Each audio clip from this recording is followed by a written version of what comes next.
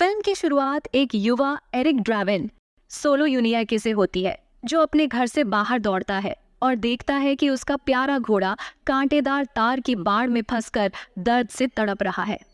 लड़का उसकी मदद करने की कोशिश करता है, लेकिन तारों से अपने हाथ घायल कर बैठता है, जबकि उसकी माँ घर के अंदर नशे में धुत पड़ी होती है।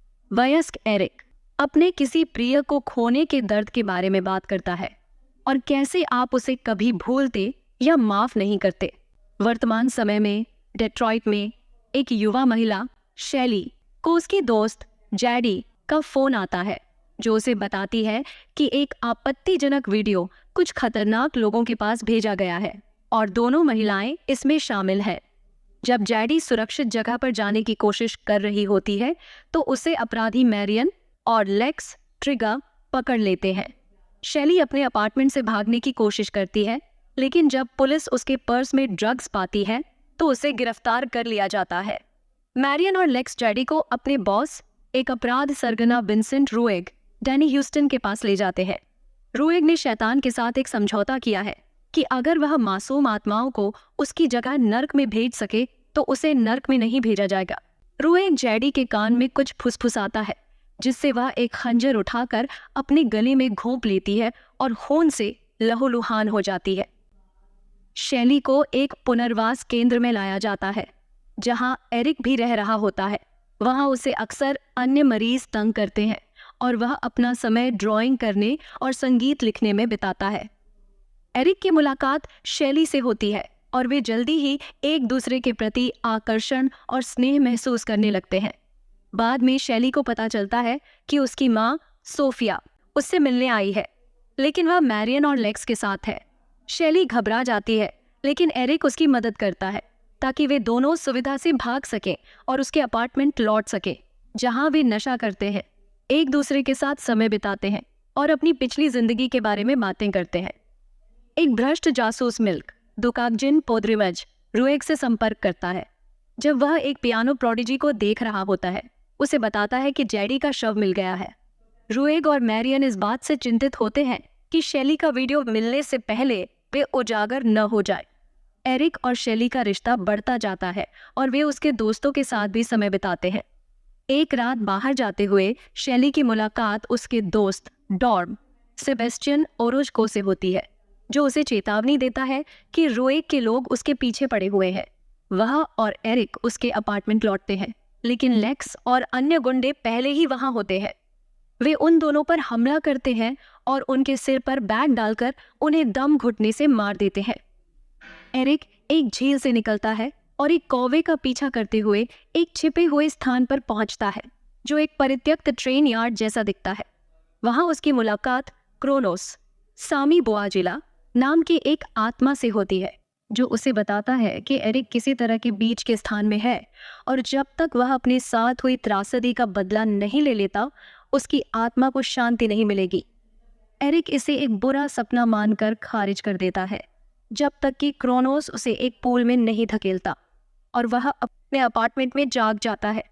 वहां उसे मिल्क मिलता है, जो उसकी जांच कर रहा होता है, और वह एरिक को छाती में गोली मार देता है। एरिक खून बहने के बावजूद उठता है और लड़ाई करता है। मिल्क उसे फिर मारने की कोशिश करता है, लेकिन एरिक उसकी गर्दन में छुरा घोंपकर उसे मार देता है। फिर वह बाथरूम में जाता है और देखता है कि उसके घाव धीरे धीरे ठीक हो रहे हैं। एरिक अपने अपार्टमेंट से निकलता है और सड़कों पर जाता है, जहां उसे ऐसा लगता है कि शैली एक पुल से कूदने वाली है। के पीछे भागने की कोशिश करता है तो वह वापस क्रोनोस के साथ उस बीच के स्थान पर पहुंच जाता है। एरिक को एहसास होता है कि वह और शैली दोनों मर चुके हैं, लेकिन क्रोनोस उसे रूएग के बारे में बताता है, और अगर एरिक रूएग और उसके आदमियों को मार सके तो वह और शैली फिर से जीवित हो सकते हैं। क्रोनोस एरिक को फिर से दुनिया में भेजता है ताकि वह अपने दोस्त चांस जॉर्डन बोल्जर से जाकर बंदूक ले सके। इसके बाद वह शैली के अंतिम संस्कार में जाता है और वहां सोफिया को देखता है। जबकि वह अपनी बेटी की हत्या से इनकार करती है, एरिक सोफिया से कहता है कि वह उन सभी को मार देगा जो शैली की मौत के लिए जिम्मेदार है। वह उसके पुराने कमरे में जाता है और तस्वीरें, पत्र और शैली का बैज पाता है, जब वह रूएग की कंपनी में काम करती थी। एरिक बाहर जाता है और लेक्स को उसकी कार में ढूंढता है। उससे कोई जवाब पाने से पहले लेक्स बंदूक निकालने की कोशिश करता है, लेकिन एरिक पहले उसकी खोपड़ी उड़ा देता है। फिर वह रुएग और मैरियन को एक जगह से निकलते हुए देखता है और उनका पीछा करता है। खुद को उनकी कार के सामने फेंक कर कार के अंदर लड़ाई करता है। एक तेज ड्राइव और गोलीबारी के बाद एरिक कार से बाहर फेंक दिया जाता है और एक ट्रक के नीचे कुचल जाता है। वह दर्द से कराहता है जब तक कि उसकी हड्डियां फिर से सही जगह पर नहीं आ जाती। फिर रुएग सोफिया के घर जाता है, जहां वह उसे एरिक से हुई मुलाकात के बारे में बताती है। वह रुएग से कहती है कि उसे अपने फैसले पर पछतावा है और उसे मर जाना चाहिए था। रुएग उसके कान फुसफुसाता है, जिससे वह अपनी खिड़की से कूदकर आत्महत्या कर लेती है। एरिक सड़कों पर डॉर्म से मिलता है और रुएग और उसके गुंडों के साथ शैली के संबंध के बारे में उससे पूछताछ करता है। डॉर्म बताता है कि वह, शैली और जैरी रुएग से ड्रग्स लेते थे और उसके साथ पार्टी करते थे। अंत में एरिक शैली का वीडियो देखता है, जिसमें दिखाया जाता है कि रुएग अपनी ताकत का इस्तेमाल करके शैली से एक औरत की हत्या करवा रहा है, जिससे एरिक हिल जाता है। एरिक वापस चांस के अपार्टमेंट जाता है, जहां रुएग का गुंडा विकहैम, डेविड पोल्स और अन्य लोग एरिक को पकड़ने आते हैं। विकहैम चांस के सिर में गोली मार देता है, जबकि एरिक अन्य गुंडों से लड़ता है जब तक कि उनमें से एक उसे शॉटगन से मार नहीं देता।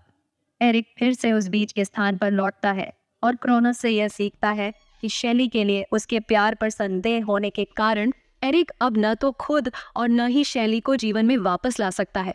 वह आखिरी बार यह अनुरोध करता है कि उसे शैली की आत्मा को बचाने दिया जाए, जबकि वह मृत ही रहे। क्रोनोस फिर अपने खून का इस्तेमाल करके एरिक को अतिरिक्त शक्तियां देता है ताकि वह एक बार फिर लौट सके। अपार्टमेंट में लौटकर एरिक उस गुंडे को गोली मारता है जिसने उसे मारा था। फिर विकहैम को पीट पीट कर मार डालता है। वह विकहैम के लिए मैरियन द्वारा भेजे गए एक संदेश को पढ़ता है, जिसमें पता चलता है कि रुएग ओपेरा हाउस में होगा। एरिक फिर काला फेस पेंट लगाता है ताकि वह आखिरकार द क्रो बन सके। एरिक ओपेरा हाउस में एक ब्लेड के साथ पहुंचता है। जैसे ही रुएग के बॉडीगार्ड्स उसे देखते हैं, वे उसे गोली मारने और मारने की कोशिश करते हैं, लेकिन एरिक उन्हें भयानक तरीकों से मार देता है। वह सभी को मौत के घाट उतार देता है और अंत में सिर्फ मैरियन बचती है। मैरियन एरिक को बताती है कि रोग अपने महल में है और साथ ही ऐसा प्रतीत होता है कि उसे रोग के अपराधों में अपनी भागीदारी का पछतावा हो रहा है। एरिक उसका सिर काट देता है और उसे दर्शकों की तरफ फेंक देता है, जिससे थिएटर में चीख पुकार मच जाती है। एरिक फिर रोग के महल में अंतिम मुकाबले के लिए जाता है। रोग एरिक के सीने में छुरा घोंपता है और उसकी खून को जैडी की तरह सोखने की कोशिश करता है, लेकिन एरिक का शैली के लिए प्यार उसे फिर से लड़ने की ताकत देता है। एरिक रोग को एक शीशे के अंदर धकेलता है, जिससे वे दोनों लिम्बो स्टेशन में पहुंच जाते हैं। एरिक वहां रोग को बुरी तरह पीटता है और फिर रोग को बदला लेने वाली आत्माएं पानी के अंदर खींच लेती हैं। शैली की आत्मा पानी से बाहर आती है और वह एरिक से मिलती है, लेकिन एरिक उसे बताता है कि वह उसके साथ वापस नहीं जा सकता। हालांकि शैली उसे मौत में साथ आने की गुहार करती है। एरिक अपने प्यार का इजहार करते हुए शैली से कहता है कि वह उसे हमेशा प्यार करता रहेगा। इसी बीच शैली एरिक की लाश के पास जाग जाती है और उसके लिए रोती है।